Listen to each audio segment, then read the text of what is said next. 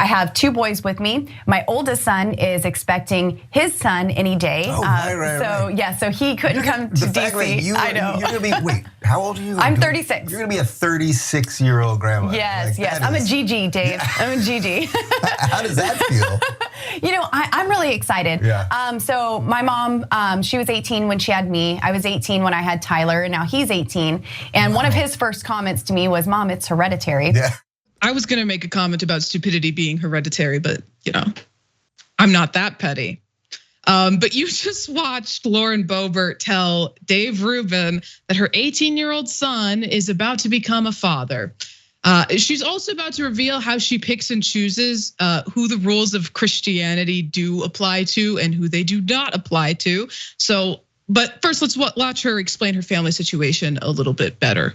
Obviously, I'm a Christian, and there are standards that we like to uphold, but none of us do it perfectly. One of the biggest things that I look to is him who knows to do right and doesn't, it's sin. And I mean, there's things all throughout the week that I know is right to do, and sometimes I don't do them. And so we can nitpick what the Bible says is right and wrong, but I think just having that heart posture of wanting to serve God and do the right thing is so important.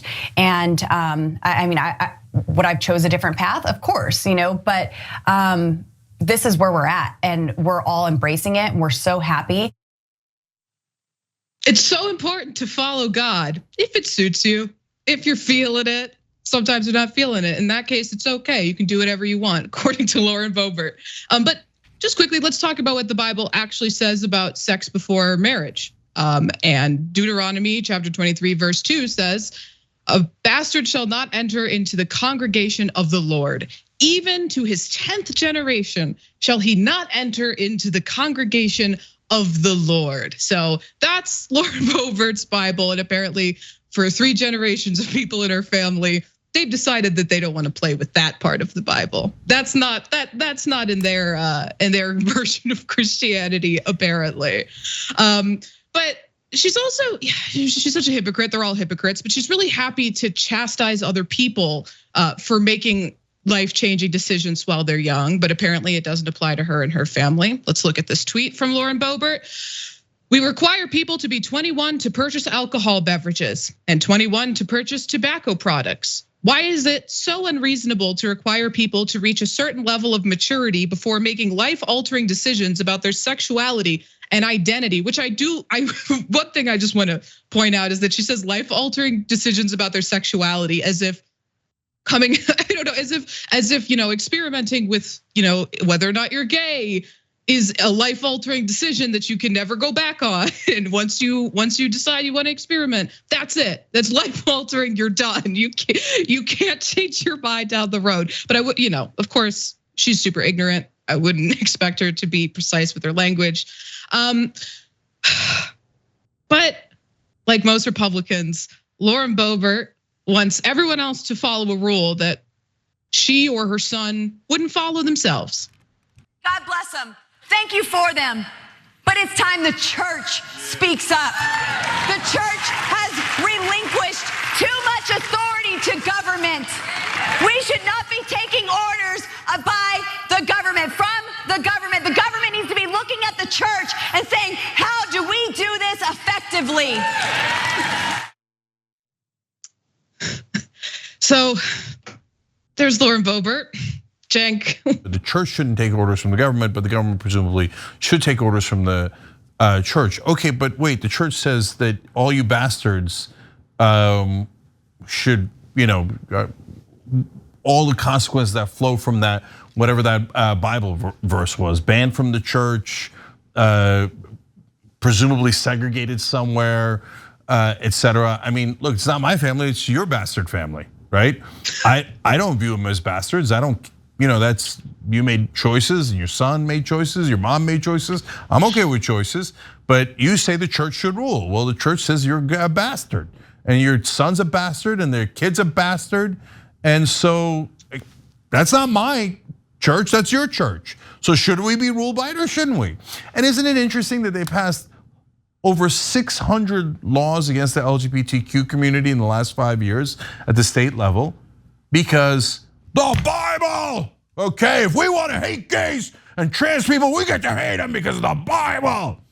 Okay, well now, how about your bastard ass? The Bible doesn't like you either, right? Well, what are you, nitpicking the Bible?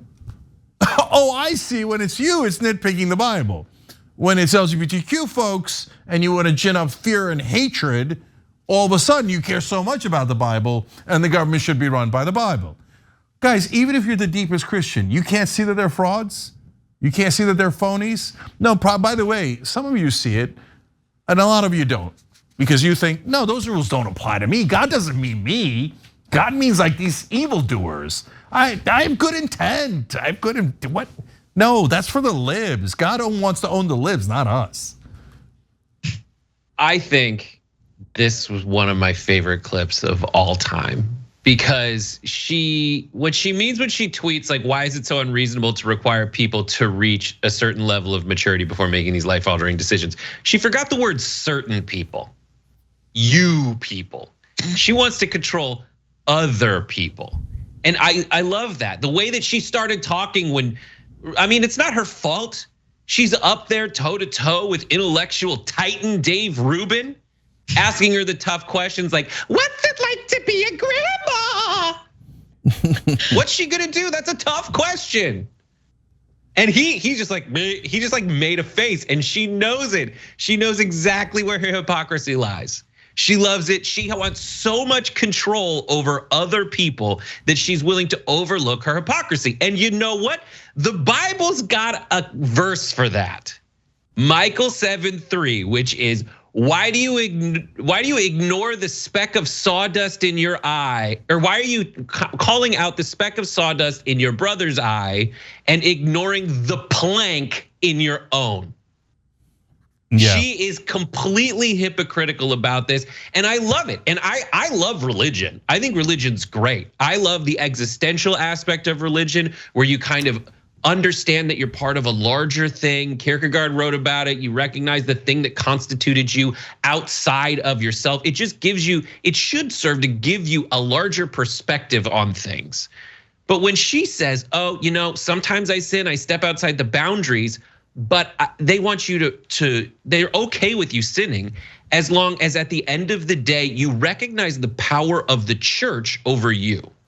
Yeah. That's all they care about. They only care about the power.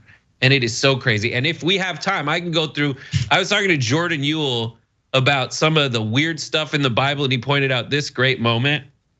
Saul, when he was asking to get married, when David was asking to get married to Saul's kid, he said to David, the king desires no other dowry but 100 Philistine foreskins.